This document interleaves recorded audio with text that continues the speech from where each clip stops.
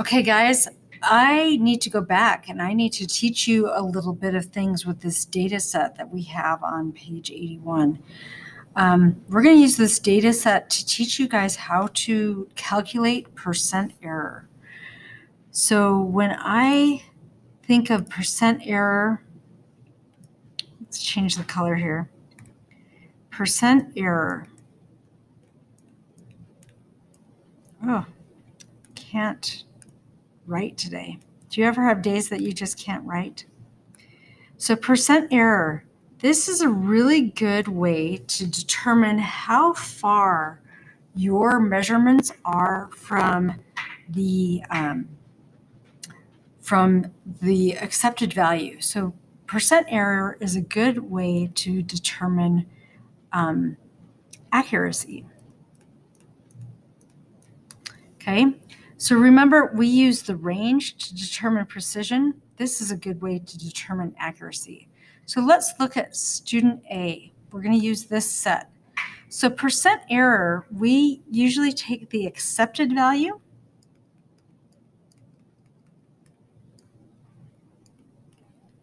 and we will subtract the value that you got, so your measured value.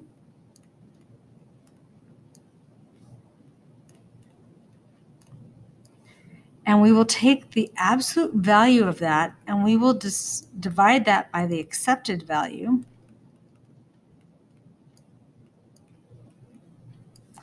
And of course, then we will take that whole thing and we will multiply it by 100%.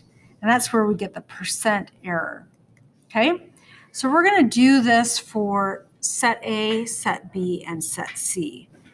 So if I do student set A, our accepted value is 1.59. So I'm going to take 1.59, I would subtract 1.57, and I will divide it by the accepted value, 1.59, and I would multiply it by 100%. So give me a second with my calculator. So that will give me, let's see, 0.02 divided by 1.59 times 100. So my accuracy, I'm only about 1 2, 3, I've got 3 digits here. So about 1.26% off. So that's pretty good. Now let's do student B. So let's change color so that we know that we're going to be doing a different student. Okay, student B, we would take 1.59, subtract 1.51 divided by 1.59, multiply it by 100%.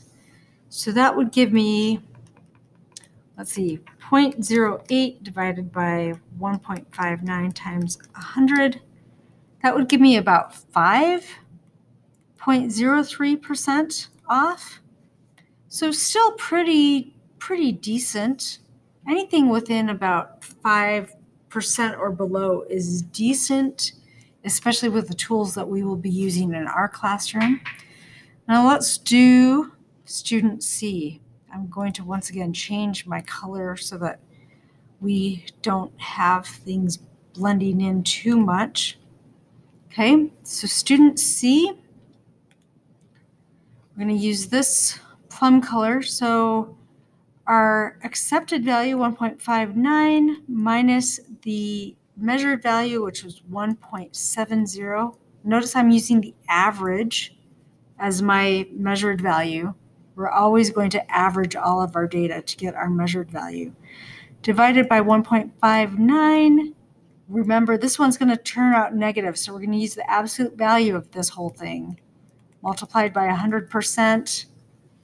So let's see, this is going to give us 0.11 divided by 1.59 times 100. So this will give us about 6.92% off. Is that right? 0.11 divided by 1.59. Yep. About 6.92% off.